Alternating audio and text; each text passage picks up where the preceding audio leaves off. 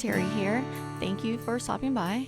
Today I am so excited to celebrate a hop for Crescent Creation's new September digital stamp release. The September digital stamp release includes 6 stamp sets. Today I will be sharing a card that I created using the big Trick and Treat sentiment and the Trick or Treat stamp set. Okay, so to start off the card, I went ahead and printed the Trick and Treat sentiment onto acetate. I also printed some of the images from the Trick and Treat stamp set as well. Aren't these images so cute? Okay, so to create my background, I'm using distressed oxide inks.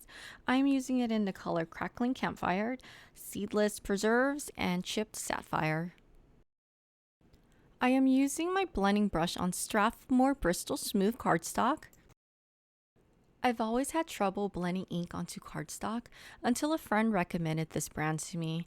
And you know what? If you're having issues with blending, I would suggest picking up some of this paper pad and trying it out yourself.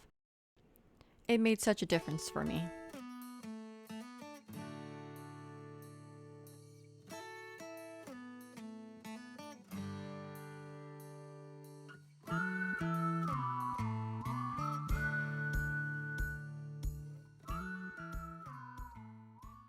So one of the cool properties about this ink is that it reacts to water. So here I'm just spritting some water on top of my cardstock.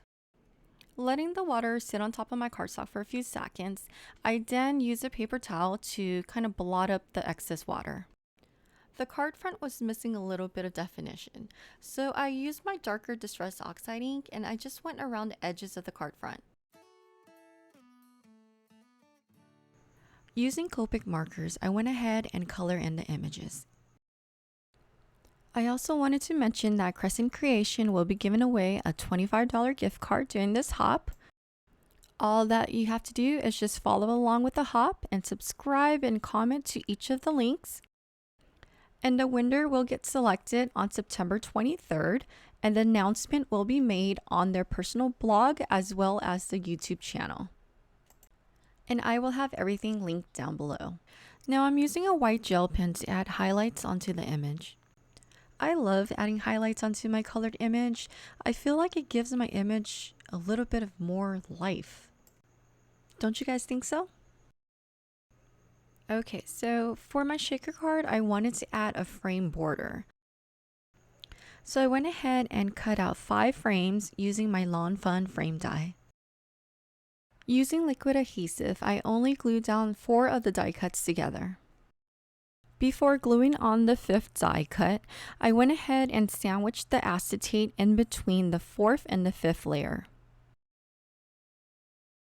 When using a liquid adhesive here, you have to be careful not to squeeze out the glue onto the acetate. I like to use liquid adhesive here because it gives myself some wiggle room. Okay, so back to the background.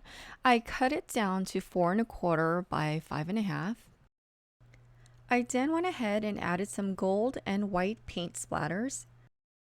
I like to load up my brush with the paint and use one of my fingers to kind of tap on the paintbrush. And I felt like it needed a little more shimmer, so I went ahead and added a shimmer sparkling spray.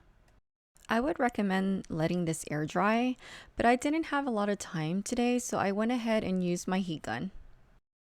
And now that I have everything together, it's time to assemble the shaker card. So the reason why I layered 5 of the frame die cuts together is because I wanted to create a little well. And this well on my card is used to hold all the shaker bits together. You can pretty much add any sequence here. I just grabbed a few from my stash. A lot of it are iridescent balls, and I'm using a few of the black sea beads. Okay, so now to finish off the card, I went ahead and applied liquid adhesive all around the frame, and I then pressed down my background. You want to be careful here because if you flip it over too soon, all of the sequins will fall out. So just make sure to press around the frames to make sure everything's adhered to the background. I am using a top folding card base today, and it is 11 inches by 4 1/4 inches.